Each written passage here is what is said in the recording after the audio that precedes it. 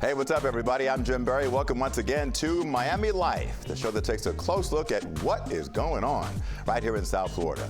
You know, a lot of people want to live here, but where to settle and what can they afford? Well, those in many cases are multi-million-dollar questions.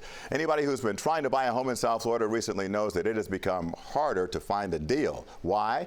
Inventory is low, and on top of that, prices are still pretty high. The median price for a home in Miami-Dade County right now is about $660,000, and Broward is just a little bit less at $620,000. So it's got many folks pondering this question: should they buy or just rent? As Betty Wynn tells us, there is no easy answer.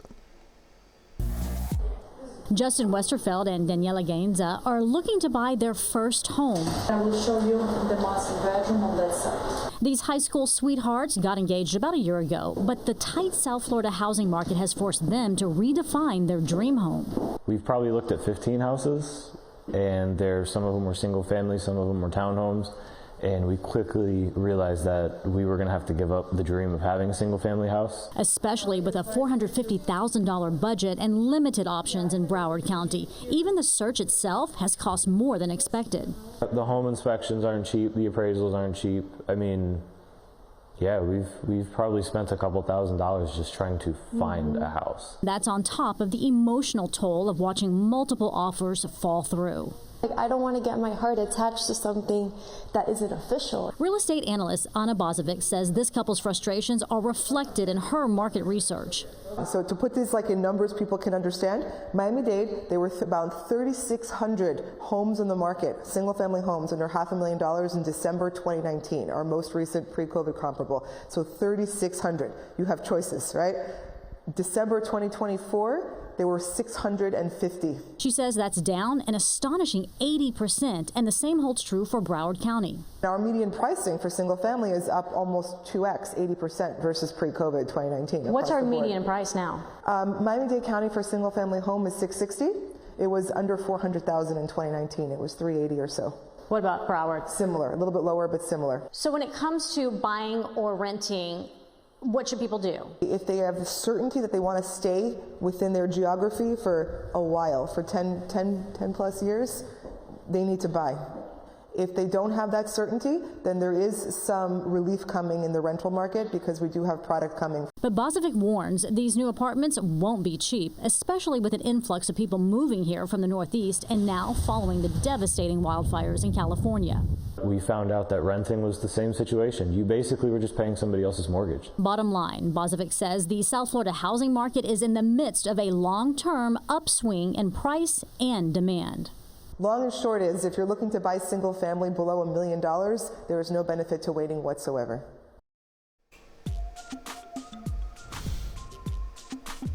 So there you have it. All right, let's take a deeper dive into the housing market situation here in South Florida. Joining us now is George Theodore from Address Real Estate. George, thanks so much for joining us today on Miami Life. I have to tell you, I've been in South Florida a long time, George, and we've done a lot of stories like this. And it seems to me that every time real estate folks say, now is the time you want to buy. I don't care if the demand is high, prices are through the roof, and mortgage rates are high. They say now is the time to buy. But is it really now the time to buy? Well, it depends on if people need to buy, right? So sometimes people need to move here and they have to buy a home. Sometimes people need to sell a home, so it would be an ideal situation. The South Florida pricing is up. It's the hottest market in the country. It's one of the hottest markets in the world. So for me, that's interesting because I like to put my money where it's in demand. So putting my money to work, let's say. Prices are up for single family homes about 13% year over year, even though the number of homes that have sold has decreased about 1% recently.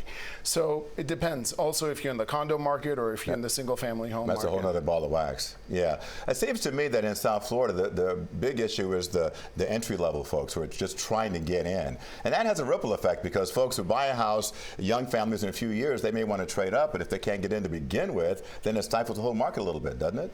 It does do that.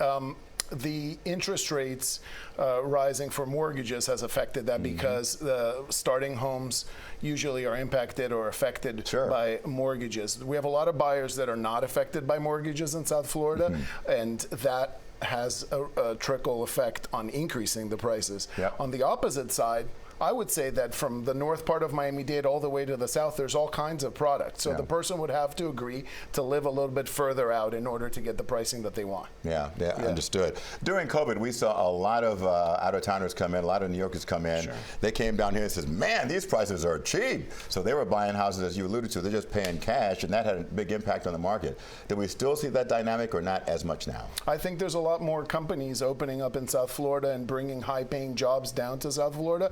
People are moving from New York, Boston, and internationally. You know, the Miami Association of Realtors, for our friends watching today, has a lot of statistics on who's looking and who's coming, et cetera. There's, you know, the steady flow from South America, and now there's people from Russia, Germany, et cetera. So there are people coming from out of town. We're net positive in population in Florida. So the bottom line is, if you can get in, it's a good investment because the prices are probably going to keep going up. I think so. We're bullish on the market in general because we think that it's a place that, especially Miami-Dade County, Palm Beach County, Broward County, and Miami-Dade County, let's say to Florida City, are of interest to people, and they want to come live here. And we have an explosive population growth in the United States and in Florida. Here's the wild card, George, these insurance costs. They're through the roof for a lot of folks. People are afraid about that. You tack on the high prices and also the high mortgage rates. And I just wonder and worry if we're looking at maybe a bubble that's about to burst. What do you think? I think that affordability is an issue. And of course, property taxes aren't going to change. I mean, the alternative to higher property taxes is income taxes. So I don't know if anybody in the legislature or in Florida in general is interested in altering that. So let's leave that where it sits. Now, with respect to insurance prices, we did implement Citizens, 25, 30 years ago, and it has worked out. Insurance is expensive. I was talking to a person this morning from North Carolina who's interested in coming down, and she's a medical doctor, so let's presume that she has a good income, and she was shocked as to the cost of insurance down here. But I also think that our homes are much more resilient than they used to be, and over time, that improvement in building and in making it more resilient to natural disasters will help us decrease insurance rates. We got about 40 seconds here. The condo market, a whole nother ball of wax. I know a lot of condo owners who feel like they're stuck.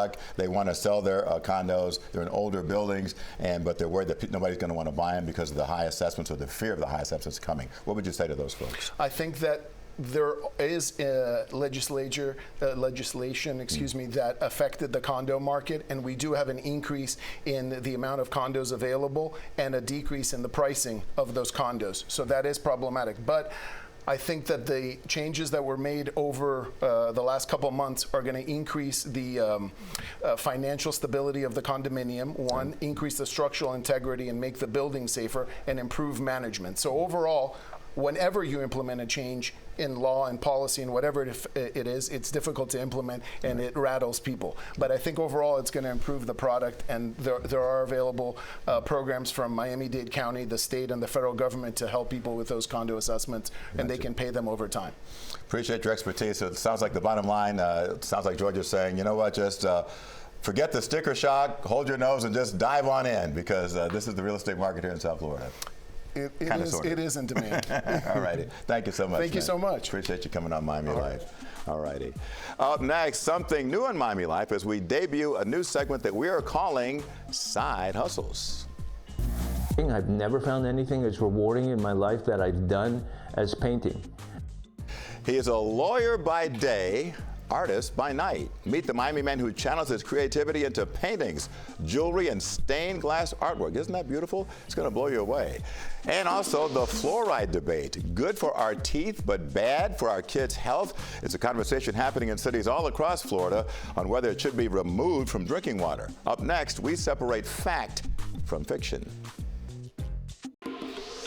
Welcome back. About 3 out of every 4 Americans have access to drinking water containing fluoride. But in recent years, debate has grown over whether or not fluoride is safe. Several cities here in Florida have removed it from their drinking water. So, is it a safety risk, or is this another health issue that has become politicized? My colleague Naja Sherman takes a closer look. Naira Sanchez has 2-year-old and 5-year-old daughters. So when she heard about a recent government report connecting high levels of fluoride exposure with IQ loss in children, she went to her family pediatric dentist, Dr. Fabiola Ortega, for answers. You want to be using a pea-sized amount of fluoride twice a day. Sanchez told me after talking to Dr. Ortega and looking into the research, she doesn't have any concerns. As a mother, I'm okay with using fluoride with my children. Dr. Ortega with Elite Smiles Pediatric Dentistry in Kendall told me she is working to educate her clients about fluoride. She says there's a lot of misinformation. She says her message to worried parents is that fluoride in U.S. water is safe. Since the water fluoridation is highly regulated, I think that is safe for us to continue to consume. The new concerns come after State Surgeon General Dr. Joseph Ladapo announced guidance against adding fluoride to water last November. We are issuing guidance to every community, every municipality, every county in Florida to stop adding fluoride to their community water systems. In response to the state surgeon general's request, Florida cities, including Ormond Beach, Melbourne, Naples, Stewart, and Port St. Lucie, have removed fluoride from its water. Delray Beach is considering it. My dentist does not recommend fluoride.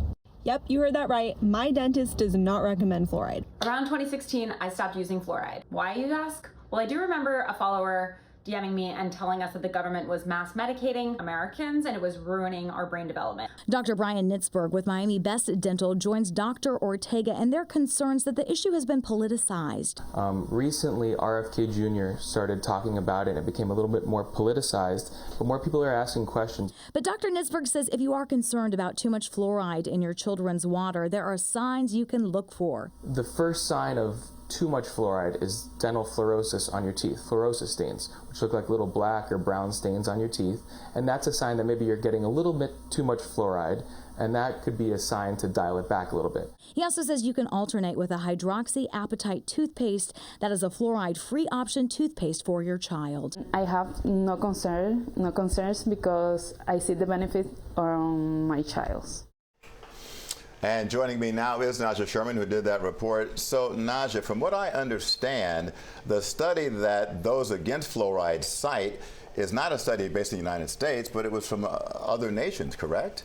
And that's a really important point that the experts I spoke with pointed out, that essentially these studies were done in other countries where fluoride levels were reported over, in some cases, twice the amount that we find in water here in the United States. The experts told me that fluoride levels in the United States are highly regulated and they're at a very low level. So you're comparing apples to oranges. The concern is that we're looking at a study done, and studies done in other countries where their fluoride levels are calculated at a totally different level than what's here in the United States. So then these cities in Florida and maybe elsewhere, is this an overreaction to yank the fluoride out of the drinking water?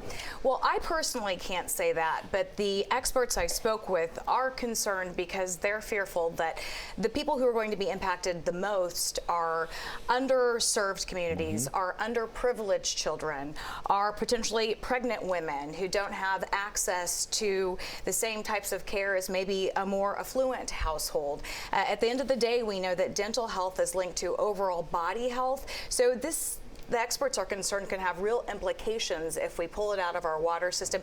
Because at the end of the day, if you are concerned about fluoride and you come from a financially secure household, you can find it in other ways or you can moderate it. But this has been proven to help kids in underserved communities. And prevent cavities. Bottom line, it's been a big boost for oral health overall, right? Absolutely, absolutely. So the concern with our local experts is those most impacted by this are underserved communities. Yeah, well, we're seeing and we're looking at now, of course, the dentists who are the ones who are really speaking out about this. So let's say that you live in a community where the fluoride is still in drinking water, but you don't want your child to be exposed to it. What can you do? Right. I think that's a really important point that Dr. Nitzberg pointed out, was that if you are concerned about over fluoride exposure for your children or even for yourself, that there are clear signs to look for. And he said the first one is fluorosis, and that would be brown spots that appear on your teeth. That is the first sign that you may be overexposed to fluoride. So there's a clear indication if it's a problem. He also suggested that there are toothpastes out there that you can use for children or even for yourself that don't contain fluoride. So there are options out there if you are concerned that maybe your child is getting too much fluoride. That's good information. Naja, thank you so much. A pleasure. Thank you. All right, still to come, we've got hobbies and we got side hustles. You know, I got one, but that's a whole nother story. We're going to introduce you to a local attorney with a passion for creating art, from stunning stained glass works to oil paintings. You're going to meet him when Miami Life returns right after this. All right, get a hobby is not just an old-fashioned saying. Studies show that hobbies contribute to improved mental health and our overall mood. We wanted to find out what hobbies and side hustles people in South Florida have outside of their day jobs. We found one Miami lawyer with a passion for creating very unique artwork. He is this week's person of interest.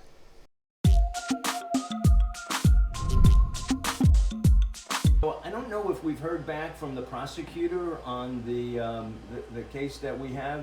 By day, attorney Randy Maltosh is a legal jack of all trades. The UM Law School grad got his start in the state attorney's office before going out on his own. I refer to it as a blend practice. So by blend, I mean that I have everything from, it's all in criminal defense, it's all related to criminal defense. But by blend, I mean I have serious felonies to criminal misdemeanors to traffic citations. So everything in between. When Maltosh's legal day is done, he unleashes his creative side. At home, he works on everything from detailed stained glass work to oil paintings. I always refer to myself as a conflicted human being. Maltosh's creative itch is nothing new. He put himself through college by making jewelry, even making jewelry for his wife to wear.